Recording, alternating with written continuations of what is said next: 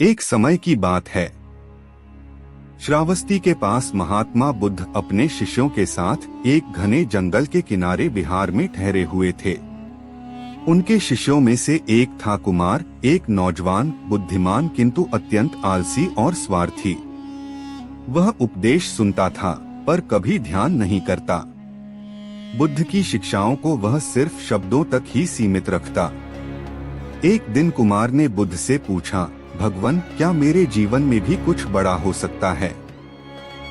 क्या मैं भी मोक्ष को पा सकता हूँ? बुद्ध मुस्कुराए और बोले, यदि तुम सच्चे पथिक बनना चाहते हो तो तुम्हें एक यात्रा पर जाना होगा, एक रहस्यमय स्थान पर जहाँ तुम्हारी आत्मा का असली परीक्षण होगा।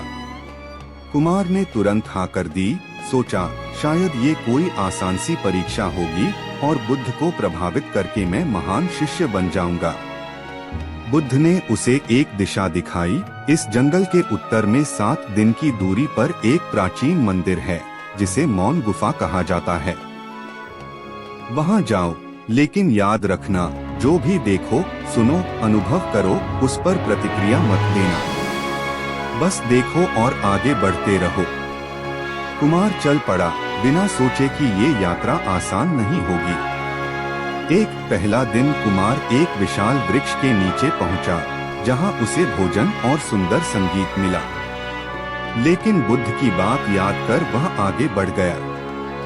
दूसरा दिन एक नदी के किनारे वह एक परी जैसी स्त्री से मिला, जिसने कहा, तुम्हारे जैसे अकेले पथिक को किसी की जरूरत होगी। कुमार का मन डगमगाया, लेकिन वह आगे बढ़ गया। तीसरा और चौथा दिन उसे एक बूढ़ा साधु मिला, जो उसे बताता है कि यहाँ से आगे जाना मृत्यु है। कुमार डरता है, लेकिन फिर भी हिम्मत करके चलता है। 5वें दिन उसे एक गुफा मिलती है, जिसके अंदर अंधकार है। जैसे ही वह प्रवेश करता है, आवाज आती है, तेरा आलस्य तेरे पीछे है। कुमार पीछे मुड़ता है, लेकिन वहां कुछ नहीं होता। हर कदम पर उसकी पुरानी कमजोरियां उसे रोकने की कोशिश करती हैं। 6वें दिन वह एक चट्टान पर पहुंचता है, जहां उसे 3 रास्ते दिखाई देते हैं। एक पहला रास्ता सोने से भरा हुआ है। दूसरा सुंदर दृश्यों और आराम से भरा है।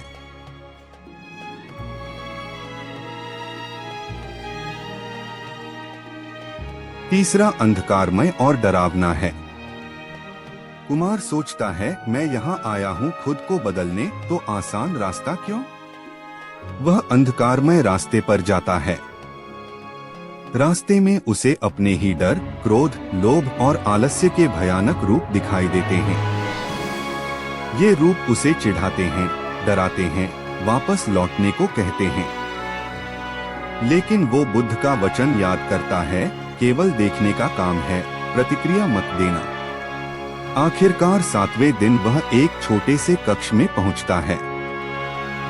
वहां एक दर्पण रखा है, सत्य दर्पण।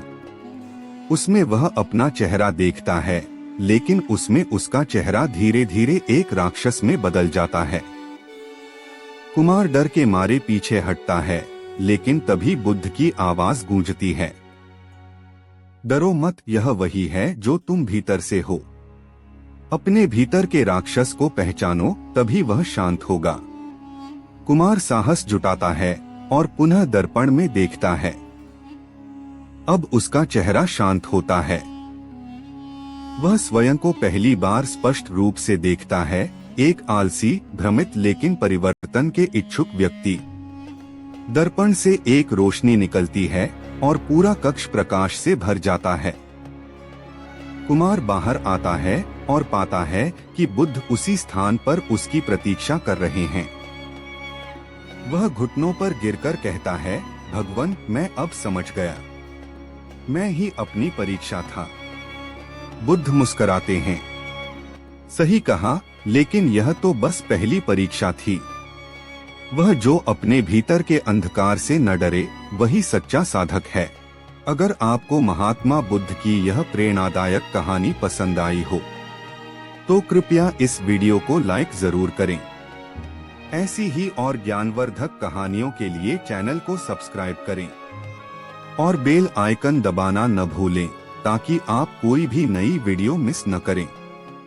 इस वीडियो को अपने दोस्तों और